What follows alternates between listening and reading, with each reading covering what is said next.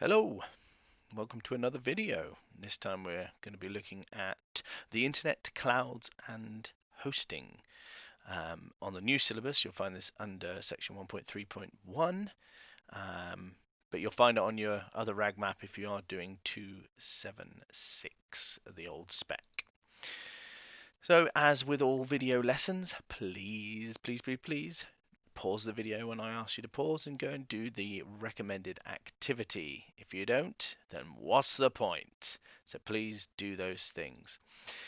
From the RAG map, this is the area we are looking at in particular. We're going to look at DNS, which is a domain name server. We're going to look at hosting. We're going to look at the cloud, and we're going to also talk about web hosting to do with the servers and the clients. So let's get started. I want you to pause your video and I want you to try and answer the question, what is the internet? Off you go. Come back to me once you've got it. And pause. And you're back.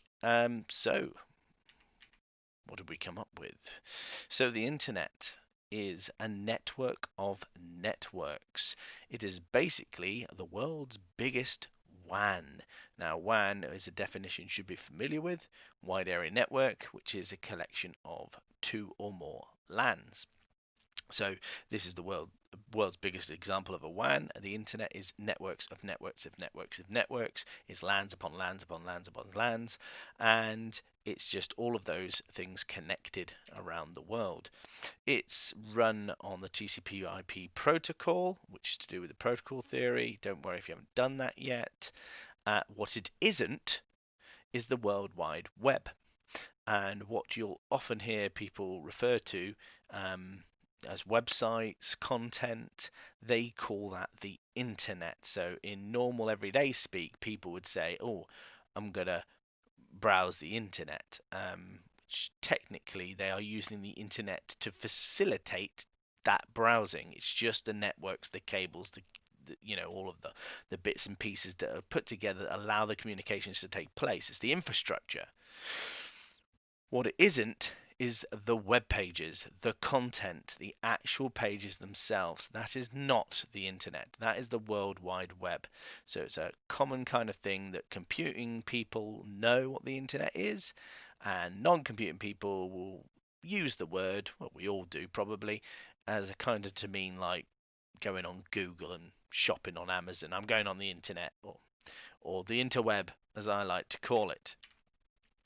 So URLs. Now, when they're first invented, this is the name they're given. They're still referred to as this, an URL or a URL. It stands for Uniform Resource Location, which many people won't know because it's not exactly very catchy, is it?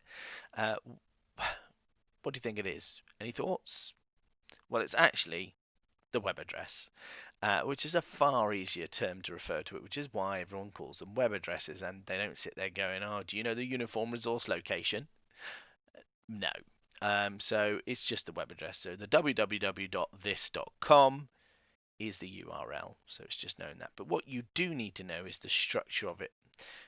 So if I was to take this URL in its entirety, you've got component parts of the URL, and you need to know what those component parts are. So we've got the green bit, we've got the red bit, we've got the blue bit. So the green bit is the protocol, and like I said, that is another session. So if you've done it already, fine. If you haven't, it's something we'll look at another time. And that would be the protocol being used. So in this case, HTTP and HTTPS. The S means secure, so it's the encrypted version. So if you go onto any site which requires logging in of your credentials, you're probably going to see that S on the end of the protocol at the start there. The next bit is the actual domain name. This is the bit that's linked to the IP address, which we'll be talking about when we come around to that domain name server. So the domain name in this instance is bbc.co.uk, and that will be the domain. So that's your next part. So you've got your protocol, You've got your domain. And the final bit is the path to the specific file or page that is located at that domain, at that address. And this could be quite long. It could be like subfolder within subfolder. But in this case, it's the weather, and in particular, a certain location. So it might be the page for Mansfield weather or something like that. And there you go. You've got your prototype, you've got your domain name, you've got your path. So, were you paying attention? That's the question. So, your go. Here is a web address, a URL. Pause the video, highlight each section, extract it, tell me what it is of the three parts so I know you know. Pause. And you're back. So hopefully you would have got the HTTP, which is the protocol. You got the garibaldischool.co.uk, which is the domain name, and you got index.php, which happens to be the specific file. Now it should be known, just a little convention here, that index, whether it be PHP or HTML or whatever format it's in, index is the accepted name for the home page of a site. So any home page is likely to be tagged with the name index. So that's what it is. It's the first page you would expect to visit on a website. So try and remember that one. It's just handy to know. So, domain name server then. I want you to pause the video and have a little think. And you can use the graphic to try and help you figure out what it does. Off you go. Pause now. And you're back. So, domain name server. What's its job? Well, the DNS, the domain name server, translates the web domain name, that's the www.whatever.co.uk, into its physical IP address. Now, you know or should know that IP addresses are ways to locate things on networks, and there is a set of 4 sets of numbers, which is 1 byte used to store each one. It's a value between 0 and 255, and there are 4 of them with full stops between them. That's a unique address, so you can go to the right place. Now, it wouldn't make sense, though, to expect humans to remember those numbers. Because, well, let's face it, it wouldn't be very catchy, would it, if you were on the telly and you went, oh, check out the Strictly Come Dancing website at 193.176.273. Well, it wouldn't be 273, that's too big. .253.005. Who's going to remember it? Nobody.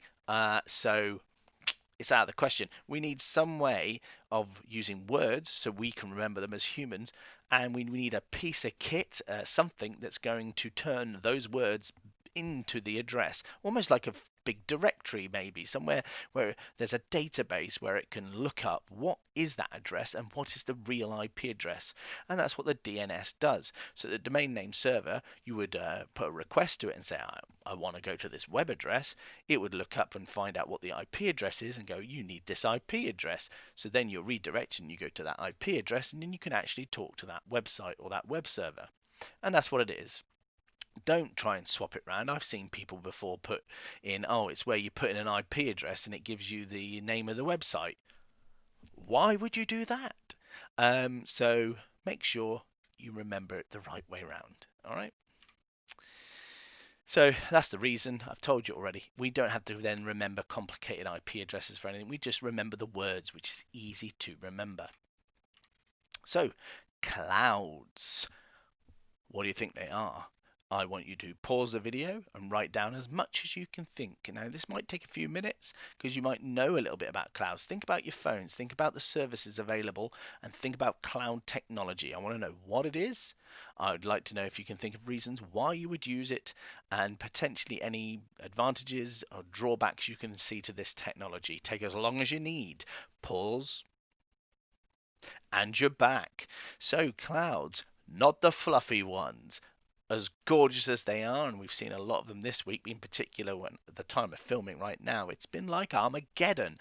But what am I talking about? Well, we're talking about the hosting of online storage. So this is where you use some servers to store files which aren't on your native device. They're not on the phone that maybe you're using. They're not on the laptop. They're not on the PC. So Traditionally, we use things like a good example of this is like web host servers. So if you wanted a website, you wanted to run a website, you probably would store all of that in online storage. It would be hosted somewhere else. But more to the point nowadays, it's that kind of like on our phones, it's all the video and photos that we're taking. That tends to be stored in the cloud. So things like your videos, our images, our documents are being stored in an offline, as in not on the phone, they're on an online capacity. And why would you do that? I mean, there are some really good pluses and a few drawbacks to this.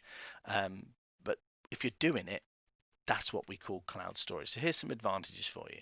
You can get access to the cloud then from any internet ready device. So if you were to go online on a computer, on anywhere, you could be anywhere in the world, but as long as you knew the login and credentials to the cloud, you could then access those files. That is a very big plus. It doesn't mean you have to then have the device constantly with you for those files. Limitless. Your handset or your phone will eventually run out of storage space. You can rent or pay a subscription for pretty much limitless capacity online, which is particularly advantageous for people like who are doing a lot of video, a lot of images, and storing a lot of data. And think companies as well. Companies may well store things in cloud-based devices, in cloud-based servers. You don't have to own the hardware. So if you're storing it on someone else's stuff, they can have the expensive, really well working, fast stuff, and they can look after it. They can secure it. They can maintain it, and you don't have to. So, of course, there are costs, but they're going to be passed on to you as a subscription fee for using that kind of cloud space. What you don't need to do is to hire out a kind of expenditure, though, to have that kind of massive storage. You'll pay a small fee, but regularly, like a subscription based, to have that access to those fast, big areas of storage. And the security and the backups and everything are handled by the person that you have the cloud with. So that is weight off your mind, but also carries some risk because you're saying someone else is responsible for it. So you've got to trust that they can look after that material. So disadvantage of the cloud, you need an internet connection. So if you lose your internet connection, you lose cloud connectivity, so you don't have access to those files anymore, which is not great if you're in the middle of nowhere and you want those important files. It is dependent on the host. So if the person hosting the cloud goes down, they've got technical problems, well, you don't have access to your files anymore that are stored within the cloud. In a real extreme case, what happens if they're hacked and they potentially have a massive data breach, or they go bankrupt and they go down and they no longer are going to have cloud space anymore? These are extremes, but they are things you could consider as a disadvantage to the cloud. Because there are massive companies doing this, they're bigger targets. So if you think of people like Apple and the iCloud and their iCloud, it might be a big fish to go for hacker groups. Whereas if you're just storing your files on your own computer at home, probably small fry and not really a big target.